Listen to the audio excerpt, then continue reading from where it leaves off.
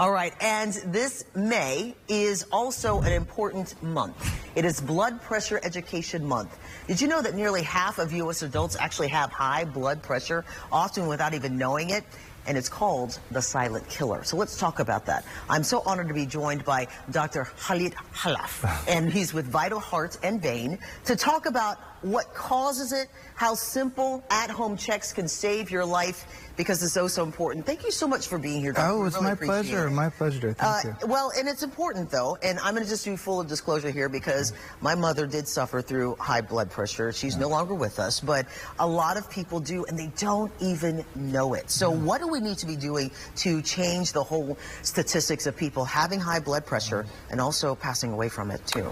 First thing is people have to check. Yes. I mean, a lot of my patients that are on blood pressure pills don't check, and when they show up to the office, their blood pressures are high, and I don't want to take that single value to titrate their medications or anything like that. So the most important thing I would say is checking it at home. It's an easy thing to do, and I don't know why people wouldn't want to. Well, they always say our lives are too busy. I'm like, are you too busy to take care of your life? That's not a good excuse. I agree. No, that's that one. No, you shoot that one down if they try and say that. Oh, I've heard it before. Yeah. The older relatives in the family, like, we want to keep you around, so you better check it. Now, this is a question though, because we always talk about high blood pressure with older adults or people who are obese, but when should you actually be checking your blood pressure? Because what if you have kids who are in sports who may have underlying conditions you don't know about? When should we be really considering looking into this? I think once you reach adulthood, for the pediatric population, I think they're okay, and they get their checks at their pediatrician's office. But once you hit 18, you know, that's when you should develop care with a primary care physician to where at least intermittently you're being checked in the office. And if there's some signals, then you tell them to check it at home more regularly.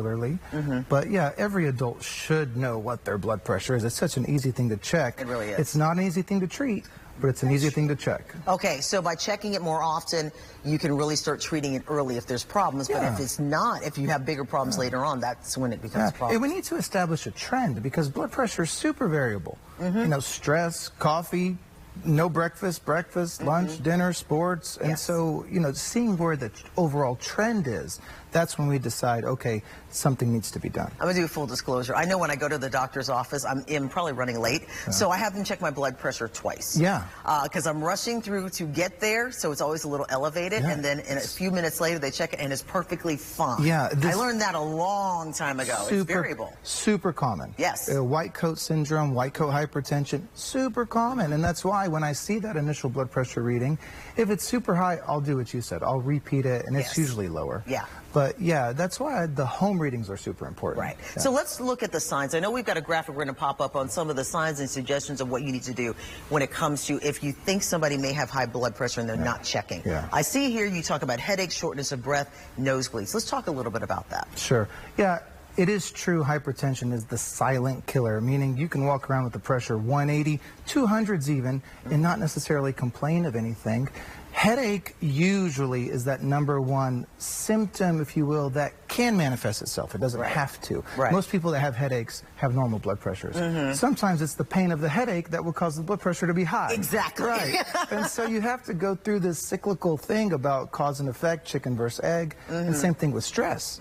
It can become a vicious cycle. That's true. That's true. Absolutely. So if you have a headache because your kids are bothering you, not be high blood pressure, it's just your kids are bothering you. And they could have caused it. Exactly. Okay, so what do we need to be doing now? Not just checking, but there are other things with our bodies that we can be doing, whether it's exercise or whether it's food, nutrition. Tell us more. 95% of people who have hypertension, and again, that's half of the world. Right. It's called primary hypertension. What does that mean? It means that it's not caused by anything secondary going on in your body, like a hormone secreting tumor, or like a blockage in your kidneys. There's a bunch of weird stuff, but that's only 5% of the population. 95% of us have essential hypertension.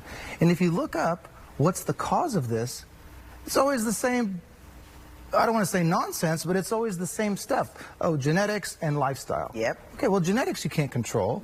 And then lifestyle, how do you control that? I mean, there's a lot of debate on that. People just say diet and exercise, but that's so vague. I mean, specifically, what type of diet? Specifically, what type of exercise?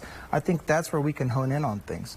When it comes to diet, I really like to encourage clean foods. And when you say clean, it implies avoid the processed stuff. I think that's what's really hurting us and wreaking havoc on our population. The But the refined problem sugars. is, it's the stuff that tastes good. It tastes good and it's convenient and it's everywhere and it's hard. It's hard.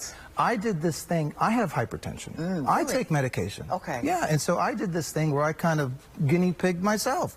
I said, I'm going to eat clean Monday through Friday, see what happens. And sure enough, I reduced. Yeah, I had to reduce. So it works. It's hard to do. It is. Very but hard. I mean, it's about, if you want to stay around a lot longer, you got to take care of it all now. No, it's a big risk factor. I mean, when you keep having pressure on that blood vessel, it's going to cause damage and inflammation, and that's the precursor for the development of atherosclerosis, and that's where the cholesterol comes into play. Oh my gosh, it's just like a domino effect. I always say, for people who don't understand, it's like stretching out a rubber band. You can stretch it out for so long and it bounces back. Absolutely. Eventually it won't bounce back anymore. Absolutely. And this is like we talked about, the silent killer. This is happening There's so many people walk around with high blood pressure and they have no idea. And they go to the doctor and they go to the dentist and it's high. They say, oh, it's high, do something about it. Nobody does anything about it. But it's one of those things where we really need to pay more attention to it, because it is becoming an increasingly more of a problem. Right, and I only have about 30 seconds. I guess one of the biggest things would you recommend is